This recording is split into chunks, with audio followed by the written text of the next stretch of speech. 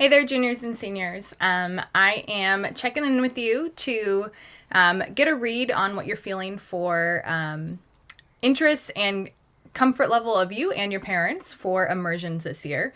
As you know, we don't really know what life is going to look like in a few months or by next summer. And so I want to make sure that I have options that we can pivot if we need to, depending on what state the world is in. So what I'm looking for is a response as to what type of immersion opportunity you'd be interested in. And so I want to give you just a brief rundown of what some of them might look like.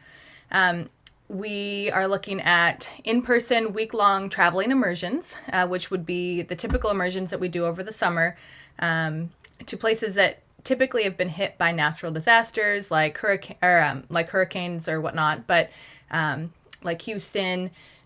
We've gone to New Orleans and New Jersey in the past for this. Same thing with Puerto Rico.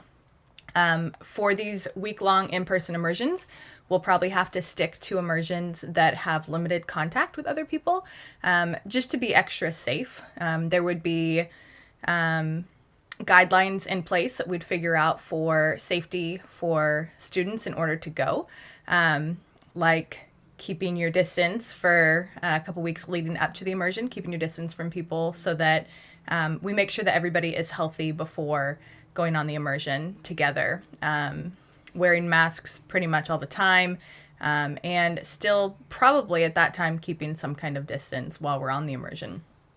The in-person weekend local experiences in our community are another opportunity for in-person immersion. Those might be probably shorter, so more like 3 days instead of 5. And they would be in our local community in San Jose, in Santa Clara County, in San Francisco, and would or would not, we're not sure yet, would possibly have an overnight component, but it might not.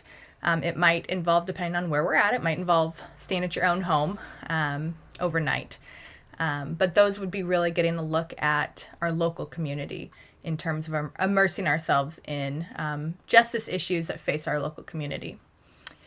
Virtual immersions that we're looking at to replace the international immersions that we can't actually go on this year would look at maybe Brazil and Peru. They'd be about 5 days long, maybe 3 to 5 hours each day, probably not all in one stretch, so you'd have a bit of breaks throughout the day. And they would be with the same hosts that we typically do our immersions with.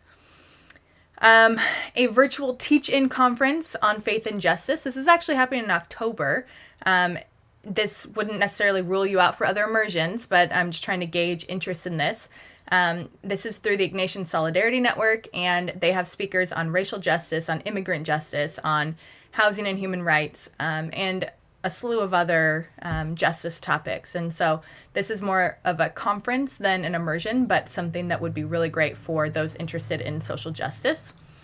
And then the virtual encounter in El Salvador would kind of be similar to the virtual immersions with Brazil or Peru, except that it would be more of an encounter and hearing more stories, maybe less activities, where you'd have like more activities like possible like cooking class or cooking Top Chef kind of competition or trivia and whatnot with our partners.